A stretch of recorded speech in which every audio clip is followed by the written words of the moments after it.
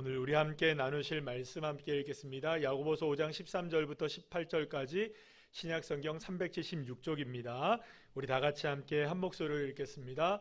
너희 중에 고난당하는 자가 있느냐? 그는 기도할 것이요 즐거워하는 자가 있느냐? 그는 찬송할지니라. 너희 중에 병든 자가 있느냐? 그는 교회의 장로들을 청할 것이요 그들은 주의 이름으로 기름을 바르며 그를 위하여 기도할지니라. 믿음의 기도는 병든 자를 구원하리니 주께서 그를 일으키시리라. 혹시 죄를 범하였을지라도 사하심을 받으리라. 그러므로 너희 죄를 서로 고백하며 병이 낫기를 위하여 서로 기도하라. 의인의 간구는 역사하는 힘이 큼이니라. 엘리야는 우리와 성정이 같은 사람이로되 그가 비가 오지 않기를 간절히 기도한즉 3년 6개월 동안 땅에 비가 오지 아니하고 다시 기도하니 하늘이 비를 주고 땅이 열매를 맺었느니라. 아멘. 자리에 앉으시겠습니다. 할렐루야.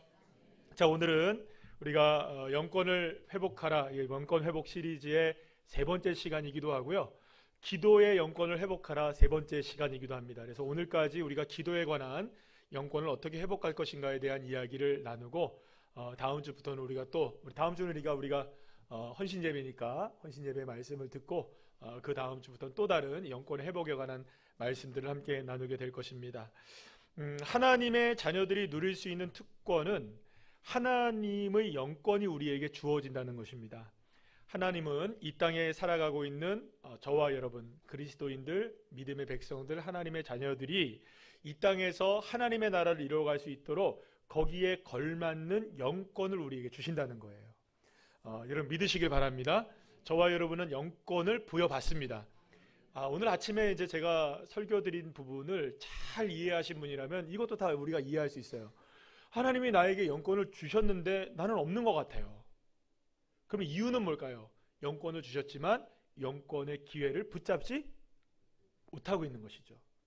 우리는 이미 영권을 하나님이 주신 인생들이지만 그 영권을 온전히 누리며 살아가는 것은 우리에게 주어진 책무이고 우리에게 주어진 의무이고 우리가 숙제처럼 풀어나가야 될 일이라는 것이죠.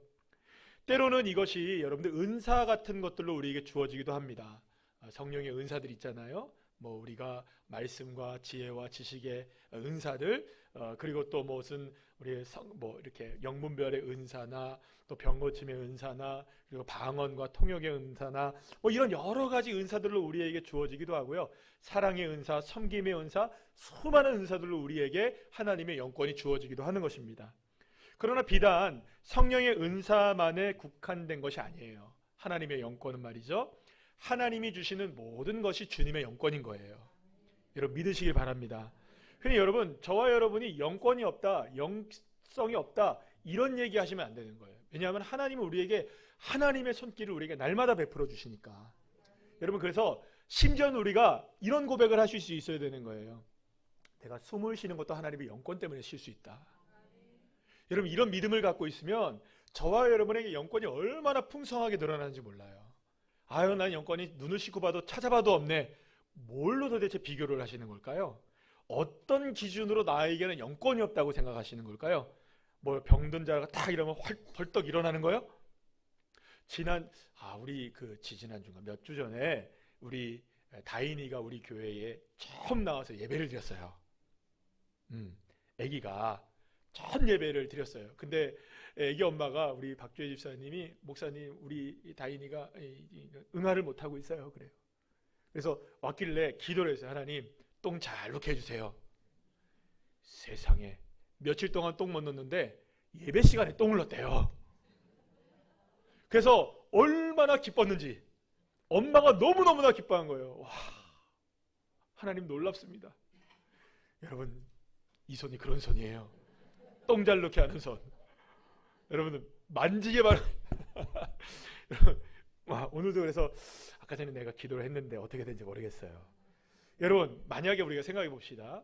이런 것들만 권능으로 생각한다면, 기준을 거기다만 둔다면 여러분, 우리는 사실상 어떤 권능을 이야기할 수가 있겠어요? 여러분, 이것만을 권능이라고 얘기한다면 기준을 여러분들 우리는 잘못 설정하고 있는 거예요. 하나님이 주시는 모든 것들이 영권이다. 숨을 쉬고 살아가는 것도 영권이고요. 찬양을 부를 수 있는 것도 영권이고요. 솔직히 말해서 애기들이 똥 싸는 것도 영권으로 주님이 주시는 것이죠. 아니 그거는 우리가 아무렇지도 않아도 할 수 있는데요. 여러분, 사랑하는 여러분, 오해하지 마세요. 하나님이 막으시면 아무런 것도 할 수 없어요. 우리는 하나님이 하게 하시는 거거든요. 자, 그러니까 여러분, 하나님이 자녀들에게는요, 하나님이 이 땅 가운데 살아갈 수 있도록 많은 것들을 베풀어 주시는 줄 믿으시길 바랍니다. 자, 그런 의미에서 영권은 성령의 은사를 모두 포함하고 있기 때문에 성령의 은사의 개념을 뛰어넘는 개념이라고 볼 수가 있어요. 그런데 이러한 영권이 바로 하나님의 자녀들에게 다 주어졌다는 거예요. 자, 그래서 오늘 본문에서는요, 그 예로 누구를 이야기하느냐, 따라합시다. 엘리야를 얘기해요. 사실 엘리야는요, 여러분, 이스라엘의 역사상 손꼽히는 선지자예요. 정말 위대한 선지자거든요.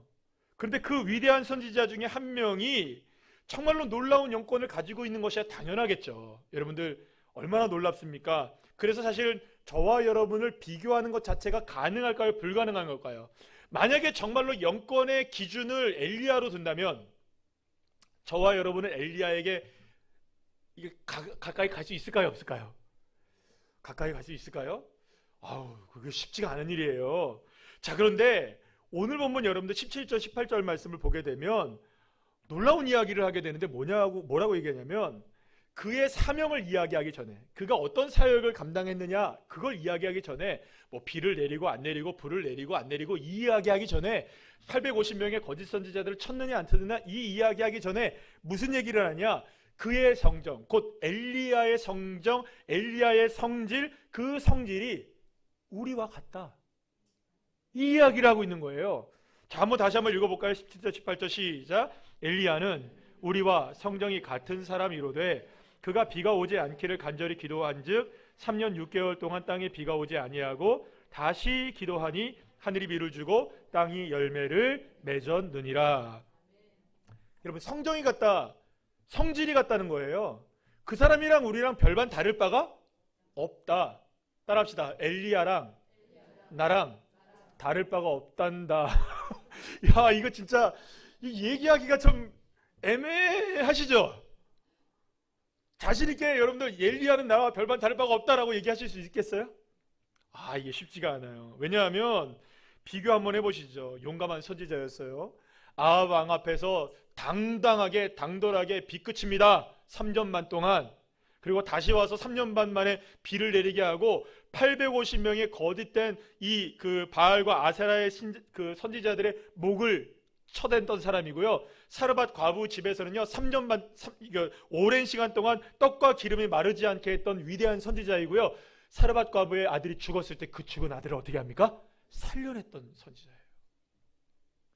여러분, 비를 멈췄다가 비를 내리고 그 흠뻑 젖은 제단 위에 불을 붙인 이 위대한 선지자, 한꺼번에 거짓 선지자의 목에 850명을 쳤던 선지자. 엘리야의 업적은 사실 우리의 입을 떡 벌어지게 만듭니다. 와, 대단하구나. 그래서 여러분들 말씀드린 것처럼 엘리야는 손꼽히는 선지자인 거예요.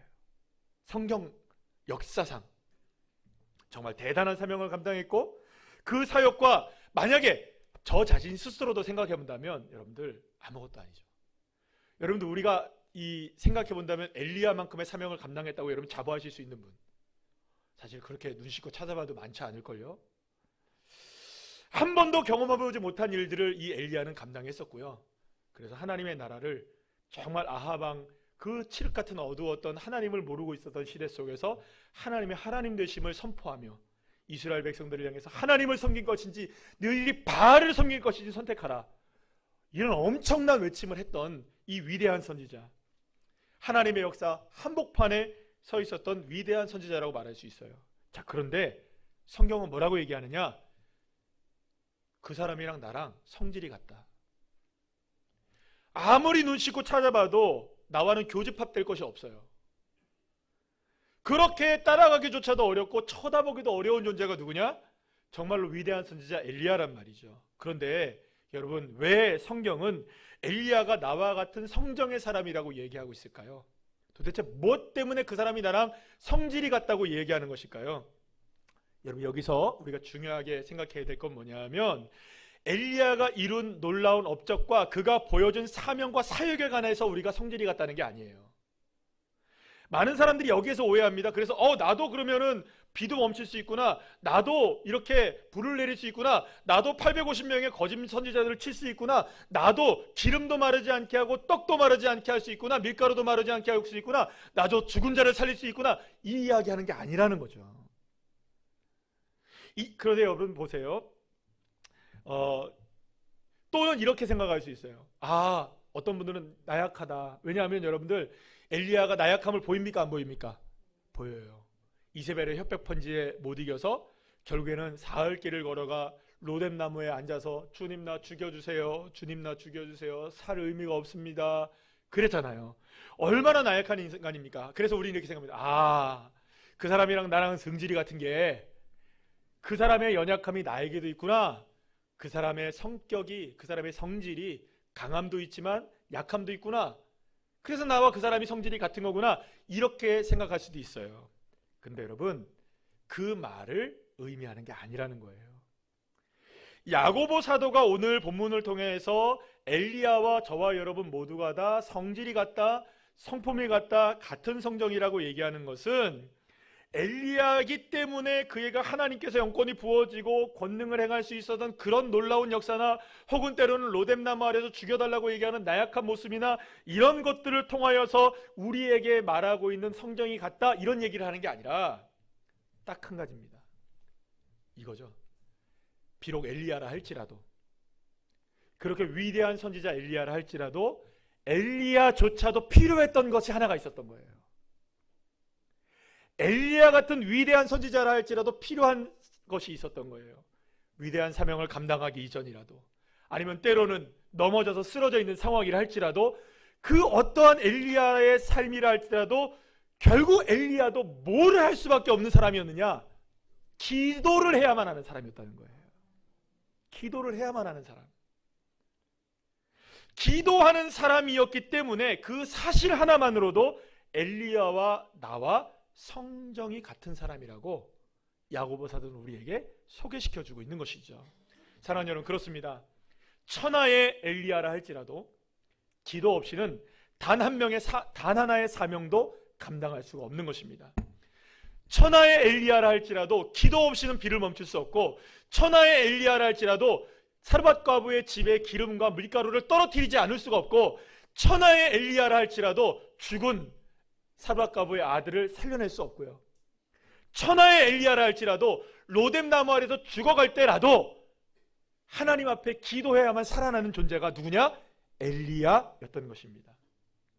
사랑하는 여러분, 엘리야가 될 수 있었던 것은 오직 기도하는 엘리야였기 때문인 거예요. 따라합시다. 기도하는 자. 만약에 엘리야에게 기도가 없었다면, 만약에 엘리야에게 이런 기도가 없었다면 엘리야 역시 패배자가 될 수밖에 없었던 거예요. 기도 없이는 결코 엘리야가 될 수가 없었던 것입니다. 사랑하는 여러분, 하나님은 분명히 하나님의 사람들에게 영권을 부어주십니다. 엘리야에게도 부어주시고요, 저와 여러분에게도 부어주십니다. 우리 모두는 동일하게 하나님의 영권을 다 소유하고 있습니다. 그런데 그 영권을 엘리야는 기도를 통하여 사용했던 겁니다. 기도를 통하여 영권을 누렸던 겁니다. 그래서 여러분, 기도의 회복은 실제로 영권 회복의 출발이기도 하고요, 기도의 능력은 하나님의 영권이 실제로 우리의 삶에 증명되어 나타나고 이루어지게 하는 하나님의 역사를 실제로 우리에게 드러내게 하는 놀라운 하나님의 역사가 되는 줄로 믿으시길 바랍니다. 사랑하는 여러분, 기도 없이는 천하의 엘리야라 할지라도 성공할 수가 없는 거예요. 나와 같은 연약한 사람이라 할지라도 그렇기 때문에 기도하면 하나님의 능력이 드러나고, 기도하면 영권의 사람이 될 수 있고, 저와 여러분이라 할지라도 그렇게 부족하고 연약한 사람이라 할지라도 기도하면 사랑하는 여러분 될 줄로 믿으시길 바랍니다. 그렇기 때문에 기도로 삶의 문제를 돌파해 나가는 사람들은 하나님의 영권으로 사는 사람이라고 볼 수가 있어요. 그러니까 여러분, 영권은요, 눈에 보여서 뭔가 벌떡벌떡 일어나고 똥 팍 싸고 그런 거 얘기하는 게 아닌 거예요. 하나님이 나와 함께 하심을 믿고 그 믿음을 가지고 기도할 때 하나님은 우리에게 비로소 영권을 소유한 자로서의 삶을 살아가게 하시는 겁니다. 그래서 어떻게 보면 영권 회복의 출발점은 무엇에 대한 회복의 출발점이냐? 기도 회복의 출발점이에요. 제가 요즘에 느끼고 있는 게 하나가 있어요. 제가 한 달 정도 이렇게 예배를 드리면서 느끼고 있는 것 중에 하나가 뭐냐 하면, 여러분도 느끼시는지 제가 잘 모르겠어요. 여러분도 느끼시는지 모르겠지만 주일 예배 때 제 말씀이 하나님이, 이렇게 말하면 어떻게 여러분들 제가 교만하지 않게 말해야 돼서, 하나님이 은혜를 주시는 것 같아요. 요즘에 말씀에, 설교 시간에, 예배 시간에. 근데 왜 그럴까 생각을 해봤더니 예배를 위한 중보기도를 하고 있어요. 우리 권사님들이 저 방에 들어가셔서 마음을 다해서 기도하세요. 하나님, 이 말씀 가운데 역사해달라고, 우리 성도들이 은혜 받게 해달라고, 목사님이 설교를 정말 충실하게 잘 전할 수 있도록. 그러니까 제가 잘한다는 게 아니고, 제가 뭐 이렇게 준비를 잘해서 뭐가 잘하는 게 아니라, 여러분들, 그러니까 막, 죄송합니다, 표현상 그렇습니다. 표현상 막 이상한 말을 해도 그걸 아멘으로 받아들일 때 하나님 역사가 일어나는 거예요. 그렇다고 제가 이상한 말을 전하는 건 아닙니다. 문제는 뭐냐? 기도하니까 영권의 역사가 일어나는 거예요. 할렐루야. 사랑하는 여러분, 하나님은요, 저와 여러분이 기도가 회복되기를 원하고 계세요. 그래서 저는 그렇게 생각합니다. 이거 중보기도의 역사가 이게 보통이 아니구나. 저 안에서 기도하시는 분은 단 2명이에요. 우리 권사님도 2명씩 들어가서 기도하시거든요. 근데 단 2명이서 예배를 위해서 철저하게 하나씩 하는, 우리 권사님들 기도해 보시면 아시잖아요. 하나하나 조목조목 기도하잖아요. 그리고 그 기도문만 가지고 기도합니까? 아니시잖아요. 마음을 다해서 기도하시잖아요. 근데 그 기도를 하나님이 들으시고 영권을 부어주시는. 할렐루야. 사랑하는 여러분, 영권의 회복은 기도로부터 시작됩니다. 그러니까 기도가 회복되면 하나님의 영권이 이 세상을 살아갈 힘으로 우리에게 드러나기 시작하고 그 능력을 얻게 되는 것이죠. 그래서 여러분들, 기도로 하나님의 뜻을 이 땅 가운데 이루어가는 겁니다. 그래서 저와 여러분도 엘리야와 같은 성질이에요. 다르지 않아요. 엘리야도 기도가 필요했고 나도 기도가 필요한 사람이에요. 그러니까 우리도 얼마든지 기도하면 이루어지는 거죠.